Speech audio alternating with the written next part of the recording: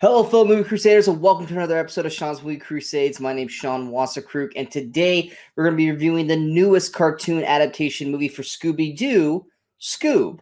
Now, for me, Scooby-Doo, when I grew up, it was always just kind of around. I'd watch it if it was on, but it wasn't like I needed to watch every single episode, a la like Tiny Toon Adventures, Animaniacs, Batman the Animated Series, X-Men. But Scooby-Doo was always something I could fall back on if I wanted to watch something that's a buddy kind of show with some scary elements. I mean, for kids anyway.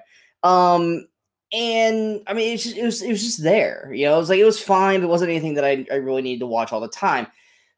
Then we got the live action films in the early 2000s, which were fine.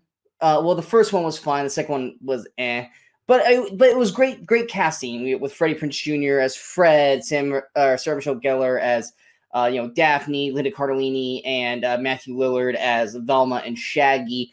I mean, they did their part. I mean, they did what they needed to do to be relevant. But after the second film, it kind of bombed, and we didn't really see much of it again. Now we're going to the computer animation route with Scoob.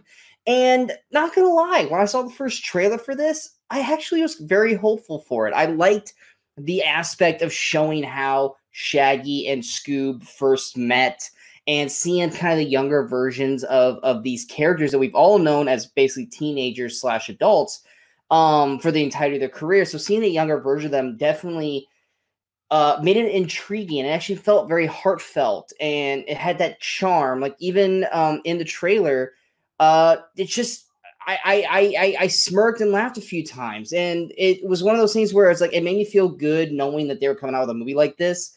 And then of course with the pandemic, things happened. It didn't get a wide theatrical release like many films going on right now, so they decided to release it on video on demand, thus getting released on Friday, and so we got to all watch it basically. So let's go ahead and jump into the review and see exactly what I thought of Scoob.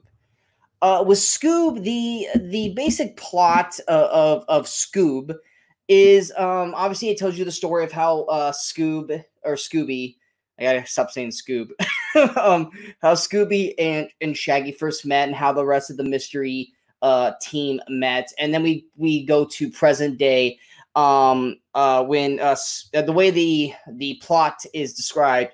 Scooby and the gang face their most challenging mystery ever, a plot to unleash the ghost dog Cerberus upon the world. As they race to stop this dogpocalypse, the gang discovers that Scooby has an epic destiny greater than anyone ever imagined. And that's basically what the movie is in a nutshell. I will admit, I really enjoyed the film when we got to see the young versions. I honestly would have loved if this entire film was just about the young characters. I really enjoyed the voice acting in this film for everyone was solid. They have a great voice cast for this. They have Will Forte as Shaggy. I know a lot of people really wanted Matthew Lillard back, but I think Will Forte does a fantastic job as Shaggy in this. There are times where you really do hear Will Forte, and there are other times where you kind of just get involved in that it's Shaggy. You got Zac Efron as Fred, who I think did a great job as Fred. He was a highlight for me because you got that Zac Efron charm and comedy to it, and I think it really meshed well with Fred. Gina Rodriguez as Velma. She really went into the role. It really felt like a Velma. I would say she was probably her and Daphne, done by Amanda Seyfried. I would say they were probably maybe the weaker voices of the group, just because there just wasn't a whole lot for them to do. And not that Fred really had a whole lot to do, because this is really a Shaggy and Scooby story, but Fred just had better one-liners. Daphne's one-liners, most of them you hear in the trailer, and they're more kind of eye-rolling, but they're not awful, but you kind of just you have to read the dialogue. That's what they are. They're voice actors. But I mean, they did a solid job. Four main characters actually that are involved in this is we've got the superhero characters, Blue Falcon, voiced by Mark Wahlberg, which I loved, by the way. If anyone has ever seen Megamind and remembers Brad Pitt voicing, I'm blanking on the main superhero in that film. I know a lot of you are probably going, it's this person, and I'm blanking on it. Mark Wahlberg kind of plays like that kind of a character. And I really enjoyed that aspect of Mark Wahlberg as Blue Falcon. But he was fun. And then honestly, and probably my favorite role that he's ever been in outside of one other film, Ken Jeong plays Dynomutt, which is basically a robotic sidekick dog to Blue Falcon. He plays it serious the entire time. He's got great one-liners. He doesn't go and Ken Jeong it all up with his craziness. He plays it straight the whole way through. It is easily probably one of my best Ken Jeong performances. And then we also got Dee Dee Sykes, played by Kiersey Clemens. I think she did a real solid job. She also kind of plays the straight man to Dynomutt and Blue Falcon. And then, of course, the villain of the story is someone that a lot of old school cartoon character fans know, Dirk Dastardly, this time voiced by Jason Isaacs, who everyone knows as, Lucius Malfoy or the Patriot, which I think he's probably one of the best villains ever in that movie. But like I said, solid voice cast. Captain Caveman pops up. There's a lot of great little Easter eggs. If you ever watch the old cartoons of the 80s that pop up, Captain Caveman pops up. He gets voiced by Tracy Morgan. The young cast, two big standouts for the young cast. Ian Armitage voiced young Shaggy. Most of you will know him from Young Sheldon. He plays Sheldon Cooper. And, of course, McKenna Grace, who has been everywhere lately, whether it be Haunting of Hill House, the new Ghostbusters film that hasn't come out yet, Troop, what is that Amazon film? Oh, it's Troop something. She's everywhere. She's going to be one of those actresses that is just going to explode. She's kind of like a Dakota Fanning type level right now, and hopefully she has a better career, adult career, than Dakota Fanning when she grows up, but we'll find out. But yeah, the voice cast is solid throughout. Animation quality also really great. Everything looks slick and clean and smooth. Honestly, I wasn't expecting to like it as much, but the characters of Dick Dastardly and his robot buddies, to me, is exactly what I was wanting to get out of Gru and the Minions in the Despicable Me franchise that I never got. I actually quite enjoyed the little robot characters in Scoob. They were very Minion-like, but not over the top and annoying like the Minions are.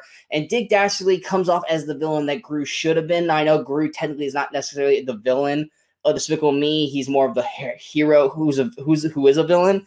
But when I was watching them, I was like, this is what Despicable Me should have been.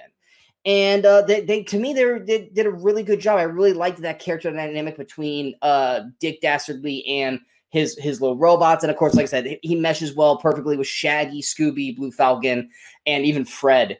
The story is pretty basic. To me, the one knock that I was kind of like, again, it seems like in every Scooby film or cartoon, there's always got to be some kind of divide in the film between Scooby and Shaggy.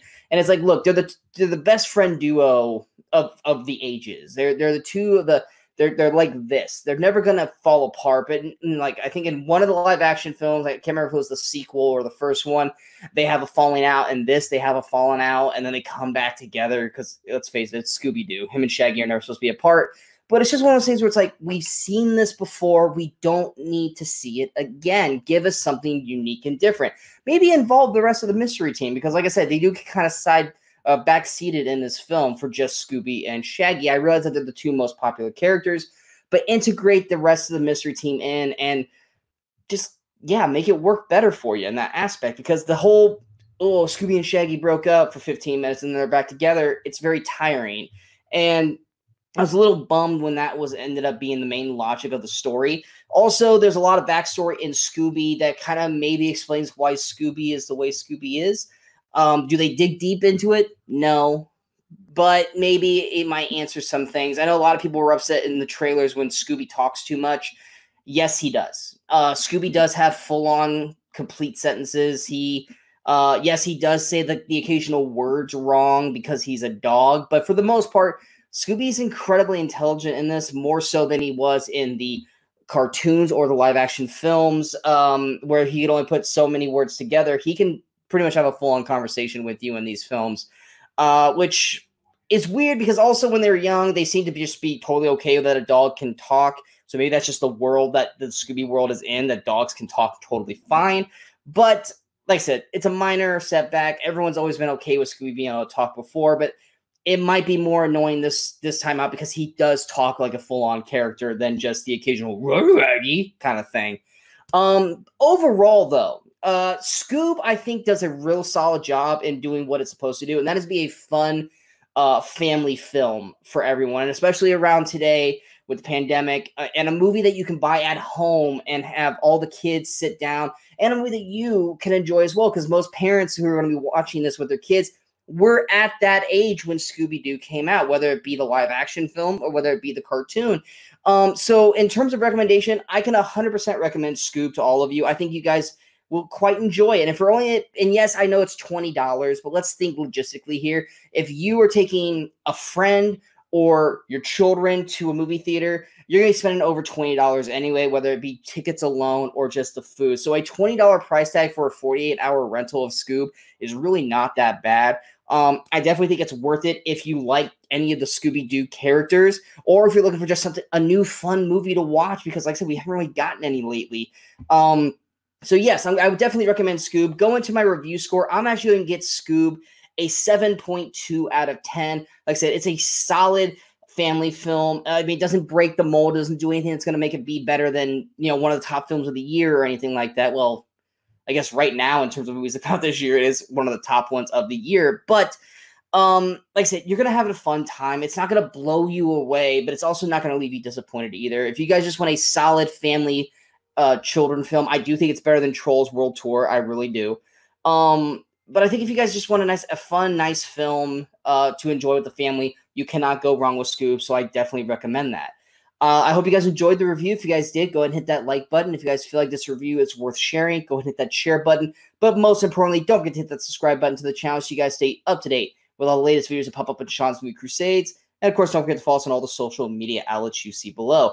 Coming up next, we do have another wide release film that was supposed to get released in theaters that's coming to streaming, and that is The Lovebirds. That was supposed to come out in theaters. It's now going to Netflix, and that'll be out next Friday here, so be on the lookout for a review of that. And then we will probably start doing some more videos on here with me and the rest of the Movie Crusaders, just talking about show topics. So if you guys have any recommendations or any topics that you would like to see us talk about, feel free to drop them in the comments, whether it be on the video here or on any of the social media outlets, and we will get together and do that for you. So until next time, in case I don't see you, good morning, good afternoon, and good night, Movie Crusaders.